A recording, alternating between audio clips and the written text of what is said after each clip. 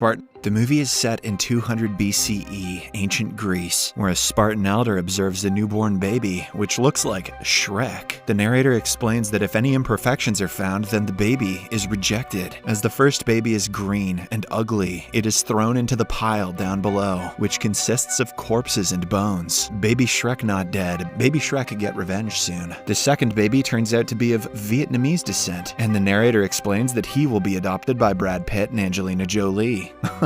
Narratorception. The third and final baby is accepted as a Spartan for his already present beard and his muscular physique. He is then named Leonidas. From a young age, Leonidas is brutally trained for knighthood and spars with his grandmother. As he grows up, Leonidas is also tortured and taught to show no pain. One day, he is cast out into the wild to survive the harsh winter conditions on his own with barely any clothes. There, a beast with red eyes stalks him, and it's revealed to be a giant penguin. Without wasting any time, the penguin proceeds to abuse Leonidas by jumping on him and body slamming him to the ground. However, our brave protagonist manages to outsmart the penguin by trapping it into a tight spot. He then finds a penguin spear inside a random glass box and kills the beast with it. After the winter passes through, Leonidas returns back to Sparta for his inauguration as king, while wearing a penguin skin hat. Realizing that he has slain the deadly beast, all the people bow in his presence. However, Leonidas appears to be infatuated with a beautiful girl in the crowd named Margot. She dances erotically while sucking on a lollipop and winking constantly. This is enough to win Leonidas over. So, without thinking twice, he asks her to marry him. To his delight, Margot responds by giving him the combination to her armor-plated chastity belt. The movie then cuts to several years later, where it is revealed that Leonidas has become the king of Sparta. Currently, he is violently training his son while Margot watches from the sidelines. Leonidas aggressively throws his son around and headbutts him, teaching him that he must learn to take powerful hits from his enemies.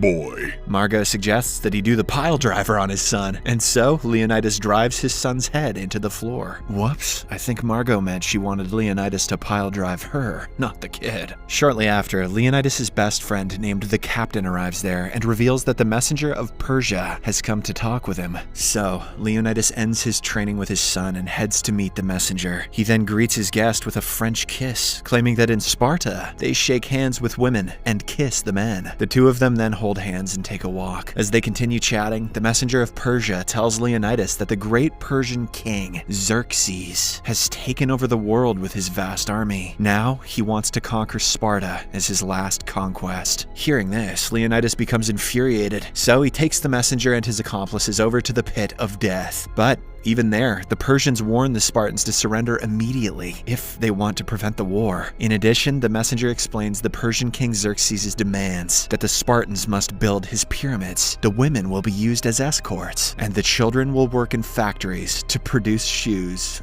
While a Spartan politician named Traitoro is in favor of surrendering, Leonidas strictly refuses. He then kicks the messenger down the pit of death, along with his accomplices, officially starting the war with the Persians. Following the incident, many celebrities, including Britney Spears, Kevin Federline, Sanjaya Malakar, Ryan Seacrest, appear before the pit of death, and Leonidas kicks all of them down. Furthermore, all the judges of American Idol, including Simon Cowell, pre-ridiculous facelift, Randy Jackson, and Paula Abdul, also suddenly appear. They insult the Spartan king by telling him that his kicks were very poor. I can't believe that these movies aired in theaters. Leonidas is furious, and as a result, he shoves them down the pit as well. Afterwards, the captain suggests that before confronting the Persians, Leonidas should consult with the prophets. It turns out that the prophets are advisors to the king of Sparta. So, the same evening, Leonidas visits them with a bunch of cosmetic products as their consultation fee. However, the prophets advise him to consult with the oracle instead. The oracle is supposed to be the chosen from the most beautiful of women, but she is actually the famous Ugly Betty. The oracle of Sparta then informs Leonidas that he will die should he go to war against Persia and Xerxes. Despite the clear warning, Leonidas decides to go to war anyway. At night, he cannot sleep due to the immense pressure on his shoulders. And seeing this, Margot mentions that he can do whatever he likes with her,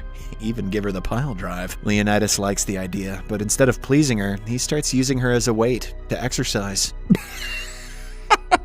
The following day, Leonidas happily heads out to meet his army, assembled by the captain. However, his expression quickly changes when he learns that a mere 13 soldiers fit into his stringent requirements. Among them, the captain's only son, Sonio, is also present. The odds are firmly stacked against the Spartans, but despite this, Leonidas wants to proceed with the plan. So, after saying goodbye to his family, he, along with the captain and the warriors, set out for their venture to Thermopylae. Meanwhile, the Spartan politician Traitoro is revealed to be a traitor as he informs Xerxes everything via email. Upon reaching the hot gates of Thermopylae, the Spartans take a moment to replenish their thirst by consuming their favorite drink, Gatorade. Suddenly, Leonidas and the captain encounter a deformed Paris Hilton, who reveals a secret goat path above the hot gates. Apparently, Xerxes is planning to outflank the Spartans using it. She then asks to be made a Spartan warrior, but Leonidas quickly rejects her after seeing her hold a spear the incorrect way. Afterwards, Leonidas and his 13-man army face off with the Persian army leader and his troops. Out of nowhere, one of the Spartans named Dilios lunges towards the Persians to attack, but miserably fails as he jumps over them and crashes into a nearby hill. With this, the two parties fight an intense battle, but not in the way one would imagine. They actually indulge in a game of dance-off, which the Spartans eventually win with their flashy moves. As a punishment for losing, they drive the Persians off of a cliff and into the sea. With this, our heroes succeed in defending Thermopylae from the first wave of attackers. In the meantime, in Sparta, the local loyalist visits Margot, who is in the middle of a massage. He talks to her about how Leonidas stands no chance against the Persians with only 13 men, so he wants Margot to convince the council to assemble more troops. The only obstacle that they must face is the Spartan politician Traitoro, as he is also one of the council members. But fortunately, Margot manages to seduce him using her assets. Back in Thermopylae, the Persian king Xerxes visits Leonidas himself and tries to convince him to surrender Sparta. The two then play a game of deal or no deal, where Xerxes tries to bribe him with a trip to the Palms Hotel and Casino in Las Vegas, Nevada. Leonidas hesitates for a bit, but ultimately declines the offer, much to Xerxes' dismay. As a result, the two sets of soldiers have a Yo Mama battle, which is won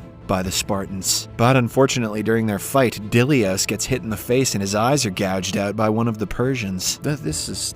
Alright. Following this, the movie cuts to Xerxes' palace, where the deformed Paris Hilton is seen searching for the king. It's revealed that she is there to betray the Spartans, and so she informs Xerxes of the secret goat path above the hot gates. In return, she requests for an expensive Chanel handbag, and for her deformed hump to be removed from her back. The king immediately obliges and gives her the handbag. However, when Xerxes attempts to remove the deformed hump, he is sent flying by the large amount of mucus present inside. This movie sucks! The next day, while Leonidas eats ice cream, Sonio learns that the Persians have found out about the secret passage and frantically informs him. Leonidas then approaches his fellow warrior Dilios, who has been rendered blind from the previous attack. He orders Dilios to travel back to Sparta so that he can tell the tales of how the Spartans had valiantly fought in the war, and also to give his necklace back to Margot. Afterwards, the king Xerxes and his Persian army arrive at Thermopylae and ask Leonidas to surrender for the last time. But when he refuses, Xerxes gets frustrated and calls an additional army of 1 million Persians. Meanwhile, Margot finally faces the loyal counselors and dances before them, giving them a short show. The old men throw bills at her and cheer her on when suddenly she gets serious and implores them to send additional troops to Thermopylae. However, Traitoro betrays Margot and says that the Spartans should instead surrender to Xerxes. Margot is furious and unleashes a venomous rage, transforming her into Spider-Man, while Traitoro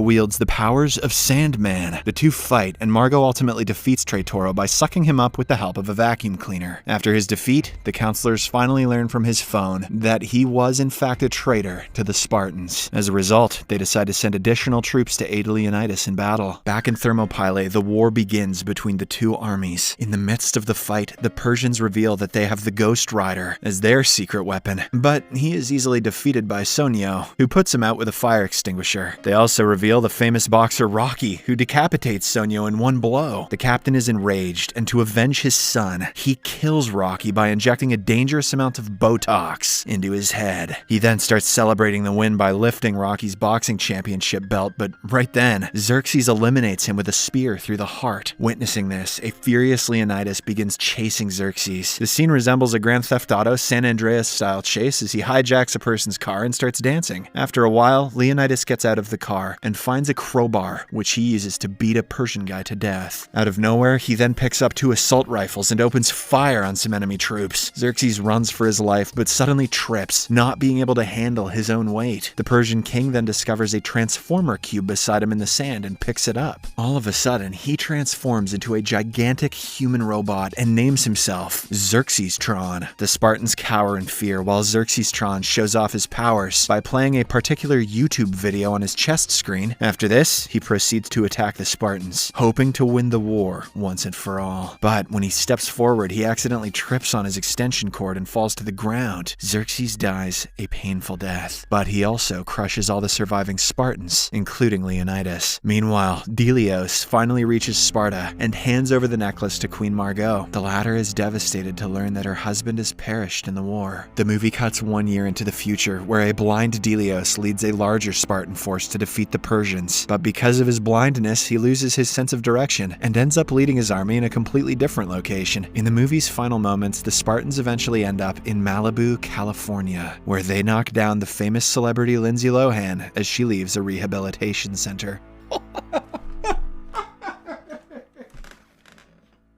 Subscribe for more videos like this, turn on notifications, and leave a like to help the channel out. Thank you for watching.